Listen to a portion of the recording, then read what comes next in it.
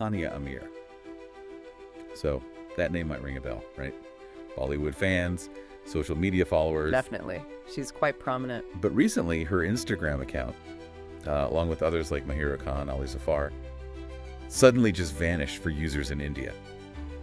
Poof. Yeah, gone. What's going on? It really feels like, a digital border just slammed shut between the two countries. Hmm. So let's dive into this story, because I think it tells us a lot about the very complex, often tense relationship between India and Pakistan. Absolutely. There are layers here. We're going to try and unpack the official reasons, look at the surprising cultural connections that somehow still thrive, and even touch on these sort of unseen battles happening in cyberspace. Right. It's not just about Instagram. Exactly. So stick with us, because this is, it's more than just social media drama. It's a real glimpse into how these two nations are tangled up in ways you might not even expect. So today we're really taking a close look at this blocking of Pakistani influencers' Instagram accounts inside India. We've gathered, info from various places, news reports detailing what happened, academic papers looking at the cultural history, the diplomatic back and forth. Right.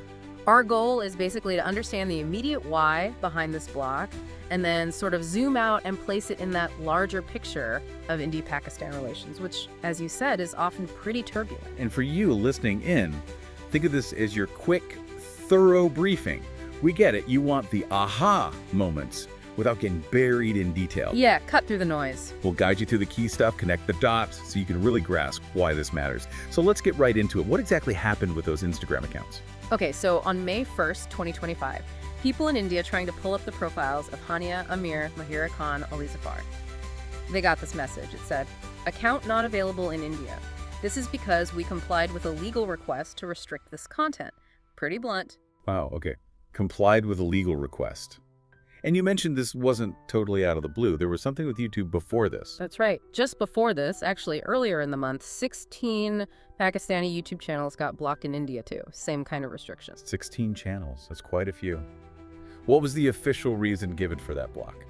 The official line for the YouTube ban was that these channels were allegedly putting up provocative stuff, communally sensitive content, and also false or misleading narratives against India. Okay. The Ministry of Information and Broadcasting issued the orders based on recommendations from the Ministry of Home Affairs, so it came from high up.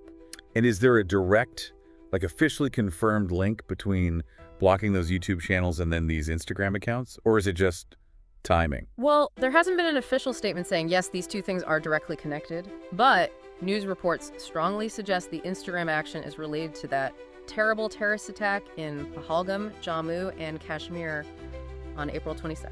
Oh, okay. The Pahalgam attack. Yeah. It seems like the fallout from that event is, spilling over into the digital space now. A terror attack, then these digital restrictions. It definitely feels like there's more happening beneath the surface than just, blocking a few accounts. This whole cybersecurity angle seems relevant too, right? Precisely. That Pahalgam attack seems to have really heightened the alert level, and that definitely includes cyberspace. Cybersecurity experts in India flagged a malicious PDF file that was circulating related to the attack. Malicious how? Well, what's worrying is that this file was linked to phishing domains. These are fake websites designed to look exactly like official Indian government sites. They're phishing, right. Trying to trick people into giving up passwords or sensitive info. Exactly. That's a serious escalation. And on top of that, Indian officials reported they actually stopped multiple cyber attacks coming from Pakistan. These were apparently targeting really critical stuff, defense networks, government systems, essential infrastructure. So active attempts to breach critical systems. Yes.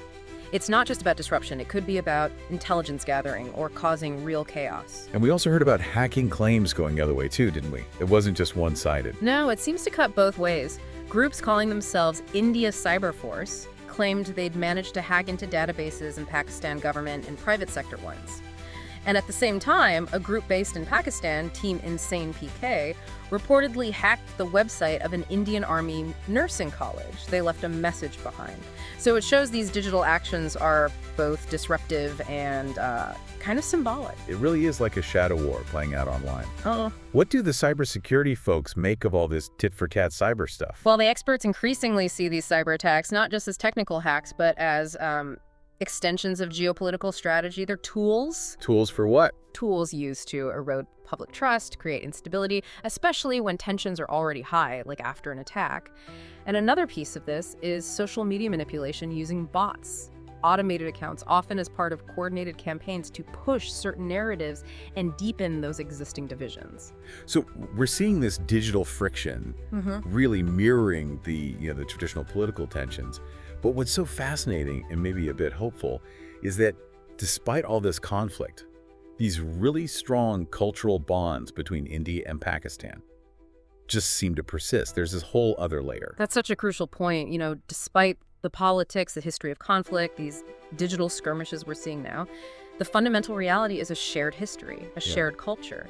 And so many people-to-people connections have endured. Right. And cultural diplomacy, exchanging art, music, films, media, it really does have this potential to build understanding, to act as a bridge. It's that soft power idea. Can you give some concrete examples of these cultural ties that have lasted even through tough times? Oh, absolutely. Cinema is a huge one. After partition in '47, films from both countries were actually shown pretty widely across the border. Really? I didn't know that. Yeah. And even later, after wars led to official bans on Indian films in Pakistan, they were still incredibly popular, through unofficial means right up until the mid-60s. And get this, even during really tense times, like the Siachen standoff in the 80s. Yeah. Pakistan's leader at the time, General Zia-ul-Haq, he was apparently known to watch Indian movies privately. No way. The military dictator watching Bollywood during a standoff? Strange but true. It shows how culture can sometimes bypass politics. That really does put it in perspective. And it's not just films, is it? Language itself must play a big part. A massive part. The sheer popularity of Bollywood has basically maintained this common spoken language, Hindustani, across huge parts of North India and Pakistan. And this is despite, official government efforts in both countries to promote very distinct, standardized versions of Hindi and Urdu. So the news might sound different, but the language in a hit song or movie, largely the same, easily understood. And more recently, Pakistani TV shows, the dramas, they've become really popular in India too. Hugely popular. Channels like Zindagi were even set up specifically to showcase them, the storytelling, the characters. They just resonated with Indian audiences. It highlights those shared cultural threads, So even with these bans and tensions now, there have been consistent efforts, right, to actually nurture these cultural connections. What forms has that taken? Yeah. Lots of initiatives over the years, often from the ground up. You had groups like the Pakistan India People's Forum for Democracy, PIPFD, working really hard to just get citizens talking to each other, trying to reduce the hostility. Right. There's PILR, the Pakistan Institute of Labor, Education, and Research, founded specifically for peace building. And after both countries tested nuclear weapons in '98. Right, that was a scary time. You saw citizen groups pop up like CNDP and PPC pushing against nuclearization, advocating for peace. And wasn't there a big media campaign too? Aman Ki Asha? Yes, that was very high profile. A joint effort between the Jang Group in Pakistan and the Times of India here. It aimed to promote peace through dialogue, economic ties, and definitely cultural exchange. Right. And there were symbolic things, too, like the peace buses organized by WPSA Women's Initiative for Peace in South Asia, where activists literally traveled by bus between Lahore and New Delhi, just showing up, basically. That takes courage. And of course, the artists themselves, musicians, actors, they've often crossed borders, even when governments weren't exactly friendly. Exactly. They often act as ambassadors, whether they intend to or not. Their work finds audiences, creates connections, and historically, even cricket has been used, cricket diplomacy, with leaders attending matches hoping to thaw relations. But as we're seeing right now with Hania, Mahira, and the others, these cultural and economic ties, they're really vulnerable to the political climate, aren't they? They absolutely are. It's an undeniable reality. India's political relationship with Pakistan has a direct, often immediate impact on everything else. Think back to the Pulwama attack in 2019. Yeah. India withdrew Pakistan's most favored nation trade status. And cultural exchange took a hit, too, with bans on Pakistani artists and content in India. And this current standoff, starting with the Pahalgam attack, What have been the consequences there? It's been quite severe. We've seen diplomats expelled, visas suspended, borders tightened or closed, new trade restrictions put in place by both sides. Pakistan also responded by suspending the Shimla Agreement, so it escalates quickly and broadly. Okay, so going back to the Instagram ban specifically, Yeah. it's clear India can legally restrict online content. Well- What are the main legal tools they use for something like this? Right, so India does have a framework. The key law is the Information Technology Act, 2000, the IT Act. That's the foundation for regulating electronic communications, cybercrime, all that. Yeah. But also, various sections of the Indian Penal Code, the IPC, can apply. Things like sedition, promoting enmity between groups, obscenity, defamation, public mischief. Those can all be invoked regarding online content. And how does this square with freedom of speech? Because that's a fundamental right in the Constitution, isn't it? It is. Article 19(1)A guarantees freedom of speech and expression. But, and this is crucial, it's not an absolute right. Oh, the reasonable restriction. Exactly. The Constitution itself allows the government to impose reasonable restrictions for specific reasons. National security, public order, maintaining friendly relations with other countries, decency, morality, preventing incitement to violence, and so on. So that's the justification. And Section 69A of that IT Act specifically gives the government the power to block access to websites or online content if it's deemed necessary for those reasons, consistent with government policy. Is there any way for regular people or maybe the influencers themselves to challenge this, like a grievance process? Yes, there is a system. India has set up a multi-level grievance redressal mechanism. It usually starts with complaining to the platform or publisher itself. Right. If you're not satisfied with their response, you can escalate it to self-regulatory bodies that the social media companies have set up. And then finally, there's an oversight mechanism within the government as a sort of last resort.